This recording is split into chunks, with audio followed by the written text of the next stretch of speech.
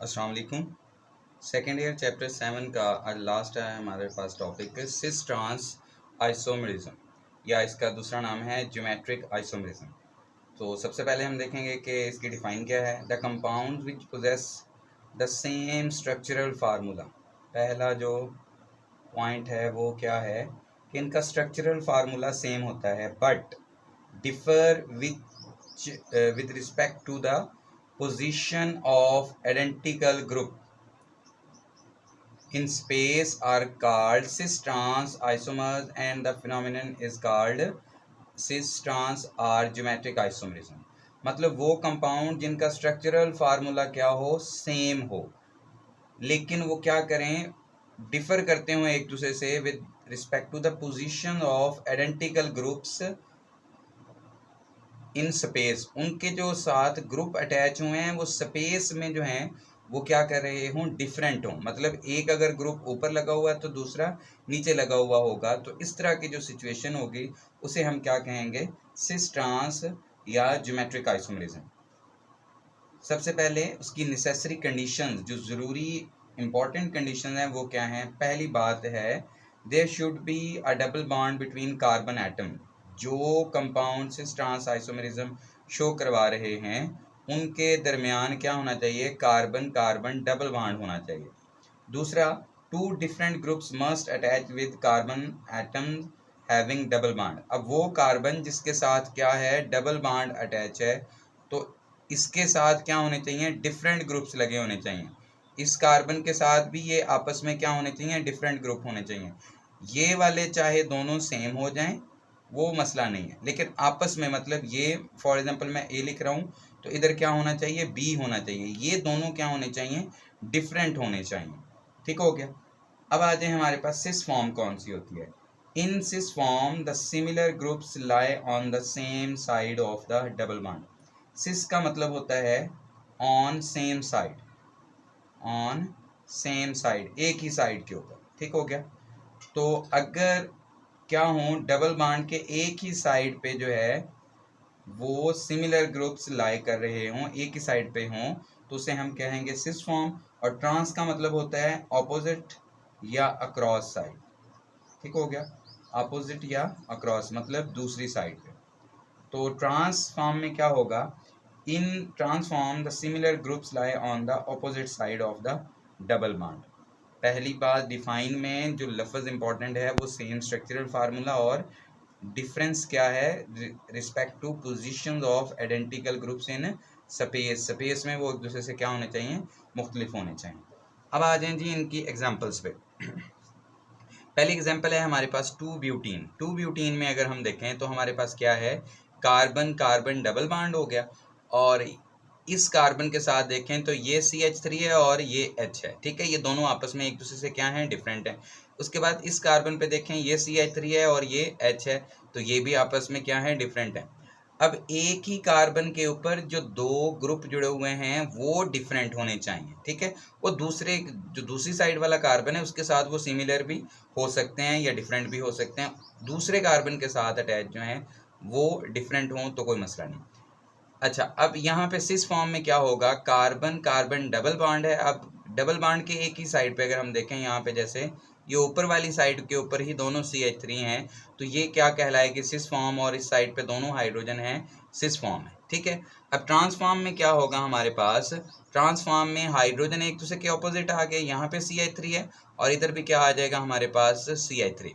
अब ट्रांसफॉर्म में क्या हुआ कि एक डबल बॉन्ड के दूसरी साइड पे है, एक दूसरी साइड पे, दोनों डबल बॉन्ड के ऑपोजिट साइड पे हैं, तो ये फॉर्म कौन सी आ जाएगी, ट्रांसफॉर्म आ जाएगी। ठीक हो गया। 2 ब्यूटीन में पहली सिस फॉर्म है जिसमें कार्बन डबल बॉन्ड कार्बन के एक ही साइड के ऊपर CH3 लगा हुआ है, जबकि ट्रांसफॉर्म में एक साइड पे CH3 है, दूसरी साइड पे CH3 है। ठीक है, वो दोनों एक दूसरे के क्या हैं, ऑपोजिट डायरेक्शन में लगे हुए हैं, ऑपोजिट।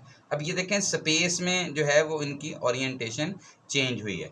अब स्ट्रक्चरल फार्मूला कैसे सेम है, स्ट्रक्चरल फार्मूला तो इस कार्बन के साथ एक CH3 और इसके साथ हाइड्रोजन जुड़ा हुआ है, और दूसरे के साथ भी CH3 और एक हाइड्रोजन जुड़ा हुआ है, तो वहाँ पे चेंज नहीं आया। मतलब कार्बन के साथ जो एटम्स जुड़े हुए हैं वो उसे छोड़ के नहीं गए, सिर्फ स्पेस में उन्होंने एक दूसरे को क्या किया है, रीअरेंज किया है। स्ट्रक्चरल फार्मूला कब चेंज होता है, जब एक एटम एक जगह से दूसरी जगह पे चला जाता है, ठीक है। लेकिन अगर एक एटम एक ही दूसरे एटम के साथ सिमिलर के साथ जुड़ा हुआ हो, पहले वो नीचे जुड़ा हो और फिर बाद में ऊपर आ जाए, तो स्ट्रक्चरल फार्मूला सेम ही रहेगा, लेकिन विद रिस्पेक्ट टू स्पेस जो है वो पोजीशन क्या हो जाएगी, चेंज हो जाएगी।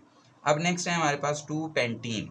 2 पेंटीन में हमारे पास देखें कि इस कार्बन के साथ क्या है, CH3 और हाइड्रोजन, और दूसरा कार्बन जो आपस में इनके दरमियान डबल बॉन्ड है, और दूसरा जो कार्बन है उसके साथ क्या लगा हुआ है, एक साइड पे इथाइल लगा हुआ है। अब यहाँ पे इस साइड पे CH3 है, इधर इथाइल है, इधर हाइड्रोजन है, इधर हाइड्रोजन है। डबल बॉन्ड के सेम साइड पे हाइड्रोजन आ रहे हैं और डबल बॉन्ड के सेम साइड पे अल्काइल ग्रुप आए हुए हैं दोनों, तो ये सिस फॉर्म आ जाएगा।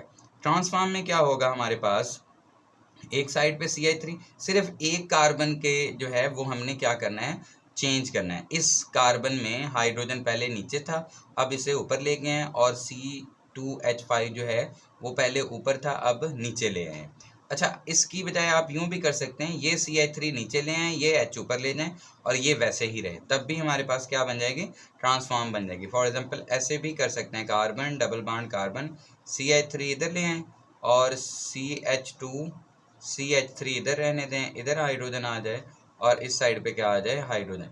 तो ये भी हमारे पास क्या है, ट्रांसफॉर्म ही है, ठीक हो गया। अच्छा, अब नेक्स्ट है हमारे पास 1 bromo 2 chloro propene. 1 bromo carbon 1, 2 chloro 2 पे क्लोरीन और 3 की चेन है और डबल बॉन्ड है, तो प्रोपीन। अब ये वाली जो फॉर्म है ये हमारे पास क्या है, सिस फॉर्म है। सिस फॉर्म कैसे है, यहाँ पे कार्बन डबल बॉन्ड कार्बन के सेम साइड पे जो है वो हेलोजन लाई कर रहे हैं। क्लोरीन और ब्रोमीन दोनों को हम क्या कहते हैं, हेलोजन, और सेम फैमिली से हैं, तो ये सेम साइड पे लाई कर रहे हैं हमारे पास। तो ये हमारे पास कौन सी फॉर्म आ जाएगी, सिस फॉर्म। और यहाँ पे ये फॉर्म कौन सी आ जाएगी हमारे पास, ये आ जाएगी हमारे पास ट्रांसफॉर्म। ट्रांसफॉर्म में क्या है कि क्लोरीन और ब्रोमीन दोनों क्या हो गए हैं, आपस में एक दूसरे के ऑपोजिट साइड पे हैं, और यहाँ पे CH3 और H ये भी दोनों आपस में एक दूसरे के ऑपोजिट साइड पे आ गए हैं, तो इस वजह से ये वाली जो फॉर्म है हमारे पास ये ट्रांसफॉर्म है। अब क्वेश्चन नेक्स्ट है कि सिस ट्रांस आइसोमरिज्म अराइज कैसे होते हैं, ये क्यों होते हैं। अगर सिंगल बॉन्ड से एटम जुड़े हुए हैं, like when there is a single bond between carbon atom, then they can rotate easily. अगर कार्बन कार्बन के दरमियान सिंगल बॉन्ड है ना, तो ये आपस में ऐसे क्या करते रहते हैं, आसानी के साथ रोटेट करते रहते हैं। बट लेकिन presence of double bond restricts the free rotation. लेकिन जैसे ही कार्बन कार्बन के दरमियान डबल बॉन्ड आ जाता है, इनकी रोटेशन जो है वो क्या हो जाती है, फ्रीज हो जाती है, रिस्ट्रिक्ट हो जाती है, रुक जाती है, ठीक हो गया। अब ये एक दूसरे के इर्द गिर्द फ्रीली रोटेट नहीं कर सकते। अच्छा, अब आपको पता है कि जब डबल बॉन्ड आता है तो हम क्या कहते हैं, उसका मतलब ये होता है कि एक सिग्मा है और दूसरा पाई बॉन्ड है। और याद रखें, पाई बॉन्ड भी जो है वो अच्छा खासा स्ट्रॉन्ग होता है, तो उसे ब्रेक करने के लिए हमें काफ़ी ज़्यादा एनर्जी चाहिए होती है। तो आम रूम टेम्परेचर पे वो एनर्जी अवेलेबल नहीं होती, तो इस वजह से क्या होता है, हमारे पास रूम टेम्परेचर पे ये एग्जिस्ट कर सकते हैं, कौन से, सिस ट्रांस आइसोमरिज्म, ठीक है। सिस ट्रांस आइसोमरिज्म को अगर हम चाहते हैं कि पाई बॉन्ड ब्रेक करें, तो हमें क्या करना पड़ता है, हाई एनर्जी, ज़्यादा एनर्जी देनी पड़ती है, ताकि क्या हो जाए, बॉन्ड ब्रेक हो जाए, ठीक हो गया स्टूडेंट। तो ये है हमारे पास सिंपल सा टॉपिक, सिस ट्रांस आइसोमरिज्म। अल्लाह हाफिज़।